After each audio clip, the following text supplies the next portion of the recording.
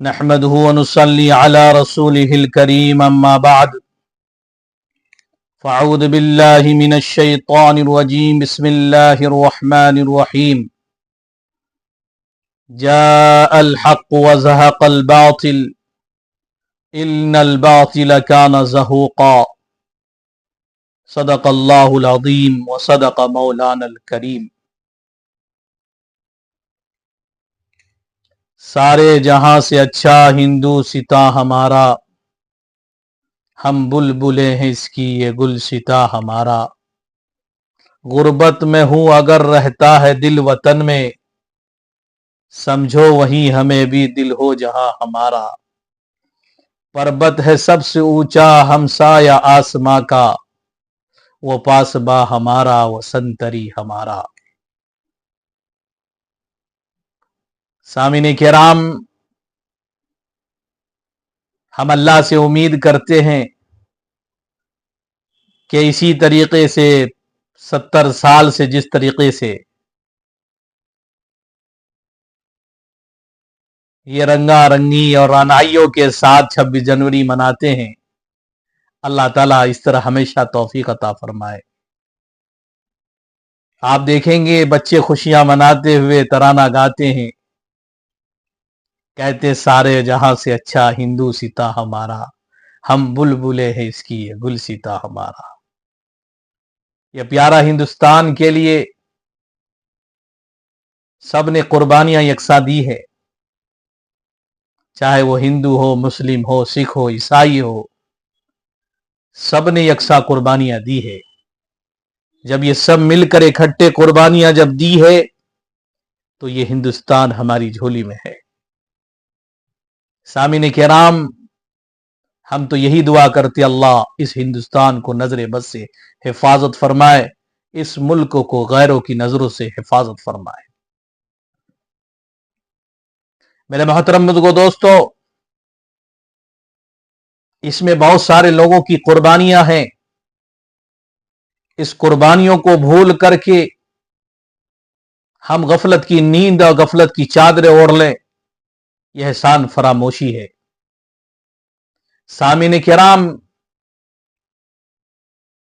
ہندوستان کو آزاد کرانے میں سارے مذاہب یکساں ہو کر کے قربان دی ہیں، کسی چند لوگوں کے نام کا ذکر نہیں ہے۔ ہزاروں لاکھوں نے اپنی قربانیاں دے کر خون بہا کر، اگر آپ اینٹ اٹھا کر دیکھیں اور زمین کھود کر دیکھیں تو اس زمین سے بھی ہر ہندوستانیوں کے خون کی بو آپ کو نظر آئیں گی۔ سامعین کرام، آج کسی بھی مدرسے کے کسی بھی اسکول کے بچے کو پکڑ لیں، آپ کسی نئی نسل اور نئی یواؤں کو پوچھیں، آپ ان سے یہ پوچھیں کہ سبھاش چندر بوس کون تھے، مہاتما گاندھی کون تھے، جواہر لال نہرو کون تھے، مولانا ابوالکلام آزاد کون تھے، اور یہ آپ کو بھی یقین ہے کسی بھی بچے کو پکڑ لیں تو یہ کہیں گے مجاہد آزادی تھے، انہوں نے ہندوستان کو آزاد کرایا اور انگریزوں کو ہندوستان سے بھگایا تھا۔ ہم اپنے غافل ساتھیوں سے پوچھنا چاہتے ہیں، یہ جنگ آزادی دو بھائیوں کی آپس کی لڑائی تھی کہ مہاتما گاندھی آئے، دونوں کی لڑائیوں میں صلح کرا دی، ہو گئی آزادی۔ یہ دونوں کشتی پر سوار تھے، کشتی ڈوبنے کو تھی اور یہ کود گئے، ہو گئی آزادی؟ نہیں، ہندوستان کی 200 سالہ تاریخ ہے، ہر ہندوستانیوں نے اپنے خون بہا کر ہندوستان کو آزاد کرایا اور ہندوستان کو ایک نیا موڑ دیا ہے۔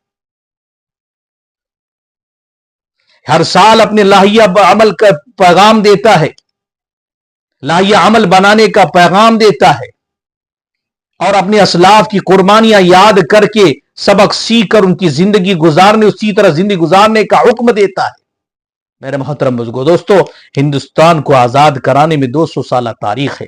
اس تاریخ کی ابتدا 1756 میں جب جری بہادر بادشاہ سراج الدولہ مسند پر فائز ہوئے، یہ تاریخ کا روشن باب اس وقت مکمل ہوا جو ہزاروں محبان وطن نے قربانیاں دے کر، جب ہزاروں محبان وطن کو گاجر مولی کی طرح کاٹ کر رکھ دیے گئے، جسے غدر 1857 کے نام سے یاد کیا جاتا ہے۔ پھر غلامی کی زنجیریں قانونی طور پر अंग्रेजों की कानूनी तौर पर अंग्रेजों की जंजीरें हमारे 1947 में निकाल कर फेंक दिए गए। अगर इन दो तारीखों का जायजा लें, 1756 से लेकर 1857 तक तनहे तनहा मुस्लिम कौम ने जंग आजादी की लड़ाई लड़ी। तनहे तनहा मुस्लिम कौम ने जंग आजादी की लड़ाई लड़ी है और हजारों उमरा, रूसा, बादशाह, शाहने ममलुकत ने अपनी गर्दनें कटवाई है। हजारों उलमा और सुलहा खानकाओं, मसनदों को छोड़कर कफन बरदोश हो गए और अपने खून से हुर्रियत के नुकूश राह दिखा कर गए। और हजारों उलमा ने कुर्बानियां देकर हिंदुस्तान को एक नया मोड़ दिया। मेरे मोहतरम बुजुर्गों, दोस्तों, उन बहादुरों में से एक बहादुर अगर देखा जाए 200 साल की तारीख में, जिनका नाम टीपू सुल्तान रहमतुल्लाह अलैह आता है।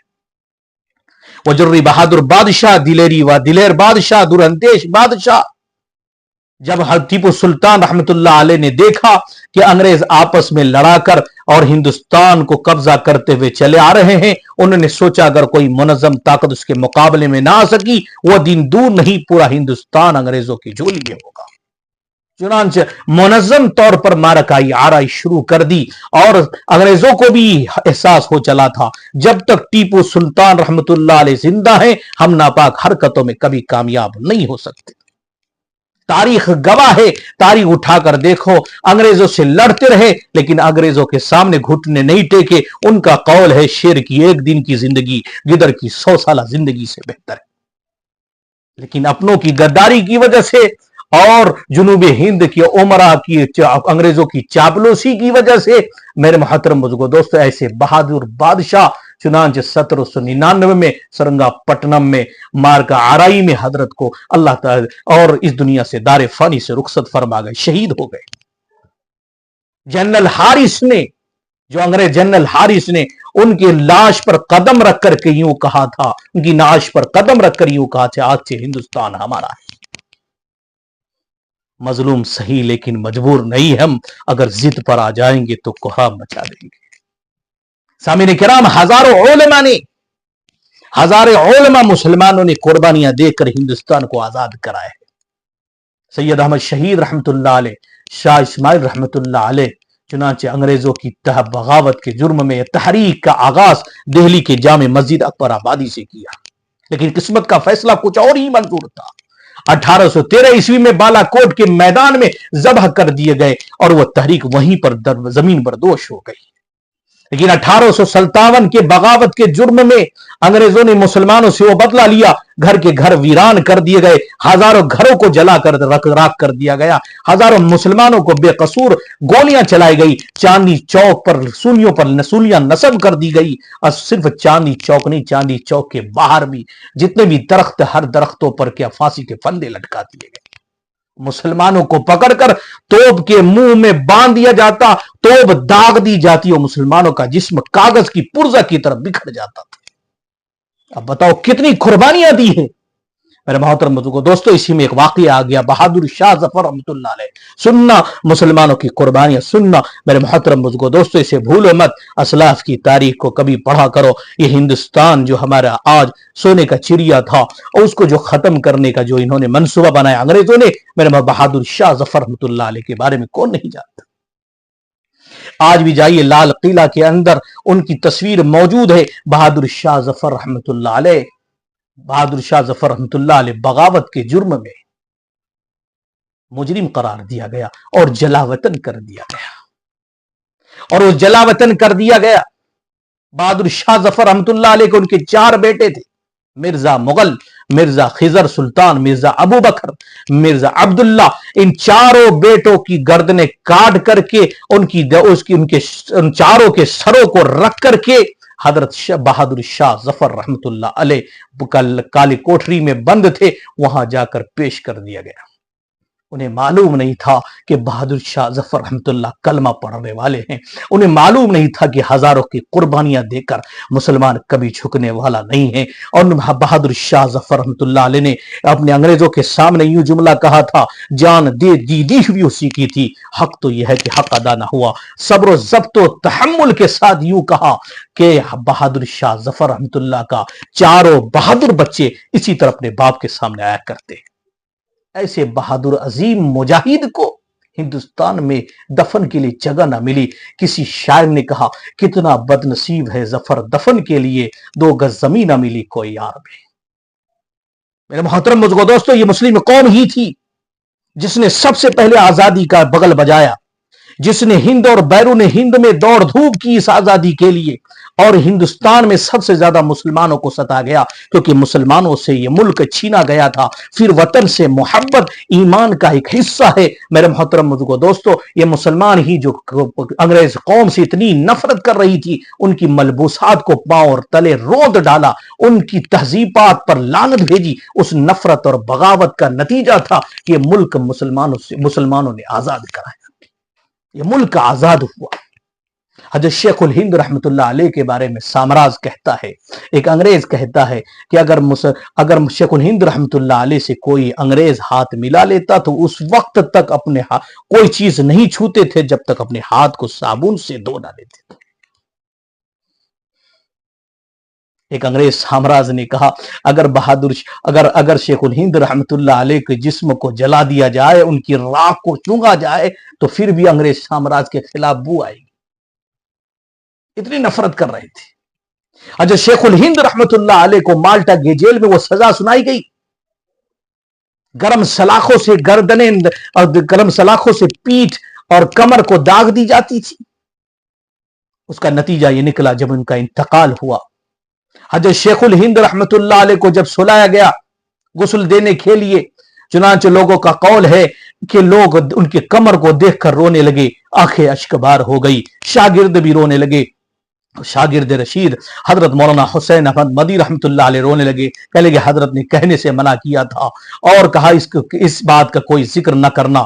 چنانچہ اے لوگوں سنو، چنانچہ مالٹا کے جیل میں جب آزادی کے نعرے پر حضرت شیخ الہند رحمت اللہ علیہ کو گرم سلاخوں سے داغتا تھا، ان کی چیخ میرے کان میں اب تک آ رہی ہے. بتاؤ کتنی قربانیاں دی تھی. جب حضرت حسین احمد مدی رحمت اللہ علیہ نے یوں کہا تھا کہ انگریز کی فوج میں داخل ہونا حرام ہے، حرام ہے، حرام ہے، وارنٹ جاری ہو گیا، لاہور کی عدالت میں پیشی ہوئی. حضرت شیخ الہند رحمت اللہ علیہ پیٹی کے اندر پیٹی لے کر گئے تھے. چنانچہ حضرت شیخ الہند رحمت اللہ حضرت حسین احمد مدی رحمت اللہ علیہ سے انگریز کی عدالت جج نے یوں کہا تھا، کیا آپ نے یوں کہا ہے کہ انگریز کی فوج میں داخل ہونا حرام ہے؟ کہ کہا تھا کیا ہوتا، کہتا ہوں، کہوں گا جب تک جان باقی ہے. ہم بلال کے وارث ہیں، ہماری چمڑی ادھر سکتی ہے لیکن ہم یہ جملہ کہتے رہیں گے کہ انگریز کی فوج میں داخل ہونا حرام ہے، حرام ہے. انگریز کی عدالت یا جج نے کہا کہ آپ کو معلوم ہے کہ اس بات کے کہنے کی سزا کیا ہے؟ کیا؟ چنانچہ اپنے سٹکیس سے اپنی بیٹی سے وہ سفید رومال نکالتے ہیں اور یوں اچھالتے ہوئے کہتے ہیں کہ ہم دیوبند سرزمین دیوبند سے اپنے کفن ساتھ لے کر آئے ہیں. سامعین کرام، یہ قربانیاں دے کر جب ہندوستان کو آزاد، آج افسوس ہوتا ہے جب ایسے ایسے اسلاف کو لوگ بھول جاتے ہیں، ایسے ایسے بزرگان دین کو بھول جاتے ہیں، ایسے ایسے قربانیاں دینے والے کو بھول جاتے ہیں، دل میں کچوکے لگتے ہیں. میرے سامعین کرام، آپ سے گزارش ہے کہ اپنے اسلاف کو نہ بھولو، ان کو بھی یاد کرو اور سال میں ایک مرتبہ ضرور ان کے نام کا کچھ نہ کچھ کیا کرو. ان کے نام کو بھی یاد کر لیا کرو. میرے سامعین کرام، بس اتنی سی باتوں پر اپنی بات ختم کرتا ہوں. دعا کریں اللہ تعالی ہمیں کہنے سننے سے زیادہ عمل کی توفیق نصیب فرمائے.